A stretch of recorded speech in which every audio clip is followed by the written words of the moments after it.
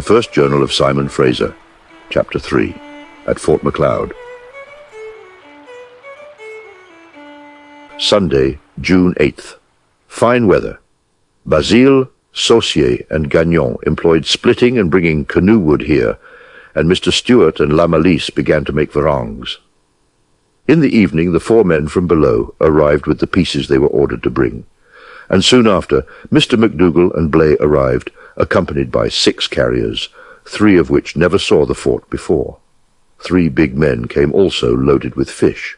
Monday, June 9th, weather the same as yesterday. Sent Basile and St. Pierre to rise bark for 2 canoes. Blay, Gervais, and Lalonde to split and bring canoe wood, and Gagnon and Maynard to secure gum, while Saucier was employed about the nets, but the meshes being too large, there are but few fish caught in them. However, the Indians take a good many in their willow nets, which they share with us. The remainder of the big men arrived. They brought a few furs and between 600 and 700 dried carpi, and a few roes. 2 of the carriers paid 2 skins credit as part payment of what they had from Mr. McDougall at the Beaver River, and the others that did not owe traded about 9 dozen skins. And in the afternoon they all excepting 1, whom we keep us guide, went of. They are to return immediately, the distance across land being comparatively short, and meet us with provisions at the fork of the river that leads to their lake. We endeavored to get some information concerning their country and a chart of it, but they are no wise communicative or intelligent. Mr. McDougall was busily engaged settling the Indians to be off tomorrow, that they may go to Carp Lake to dry and bring us more fish. Tuesday, June 14, still fine weather. All hands employed as yesterday.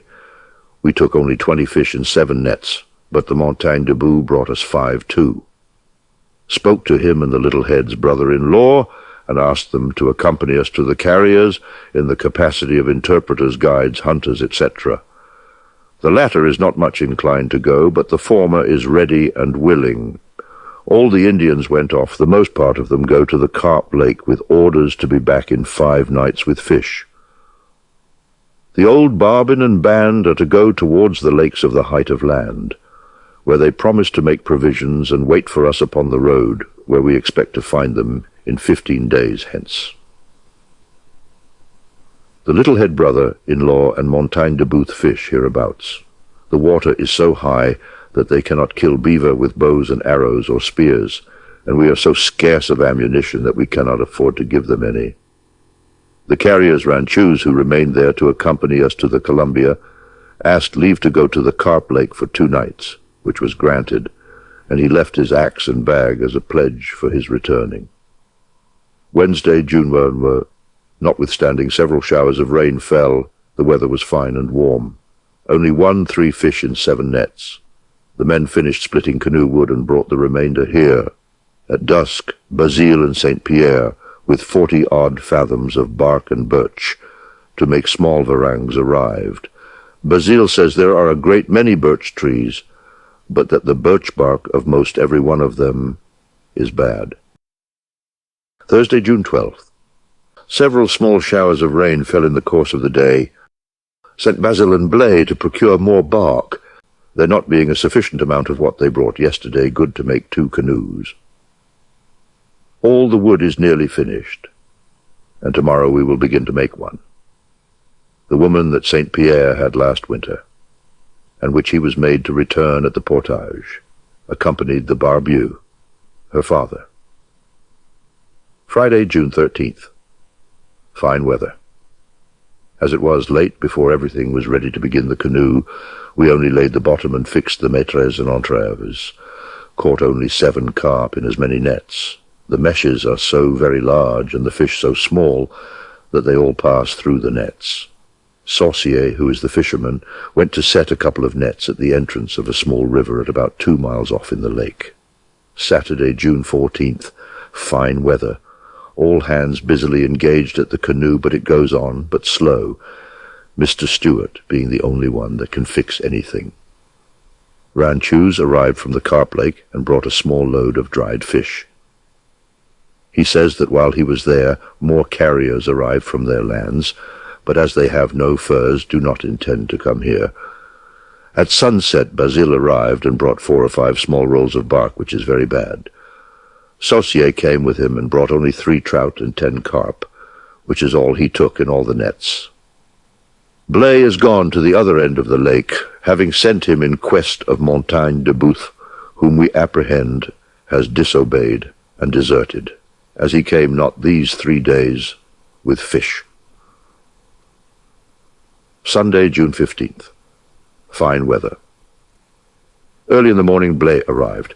He met the Montagne de Bouth on his way here, so that he had no intention of absenting himself. Took the canoe off the bed, and after putting the timber into it we began the other. 17 fish.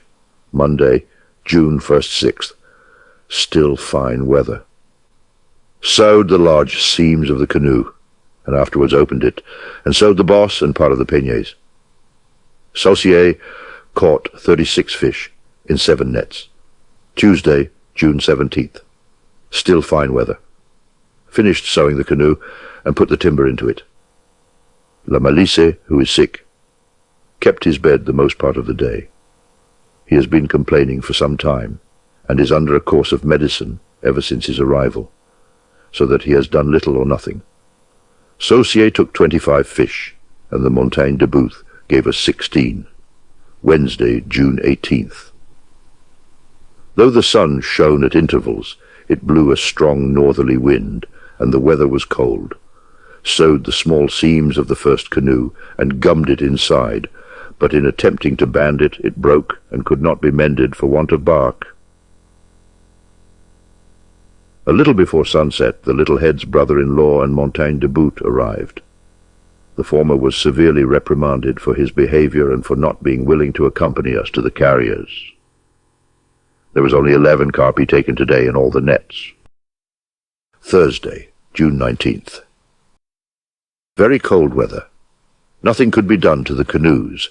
Sent Basile, Gervais, and St. Pierre for bark to mend the canoe that is broke. Early this morning, Blay and Wananshish went to Carp Lake to make all the Indians come to the house with fish.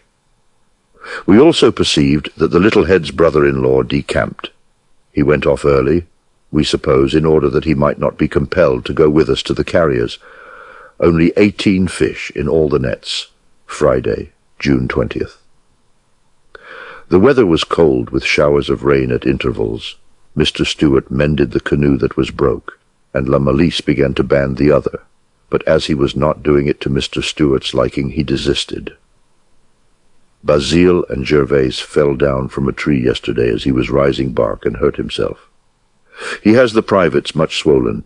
He has been unwell and complained of a pain in the back ever since we came off from the Portage, which probably proceeds from his having fallen in the Portage, the first trip he made with pieces on the snow with trains. Saturday, June 21st. In the forenoon, Blay and Wananshish, with all the Indians, excepting 2, loaded with a few dried carp each. Amongst them all they had in all 300 or 400 arrived. The little head's brother-in-law came back with them, and as he is the most capable Indian to accompany us, I told him that he should absolutely go, and in the evening all the others went off excepting the Montagne de Bouth, who goes with us also. But previous to their departure I employed the Mosier de Danse de Biche, seemingly the best hunter, and who I would take with us in place of Tabata, had not his women been sick. He hunts for Mr. MacDougall during the summer, finished banding the canoes and scraped them. They are really fine canoes, being large and seemingly the most solid I have seen yet, but then the bark is none of the best. Sunday, June 22nd.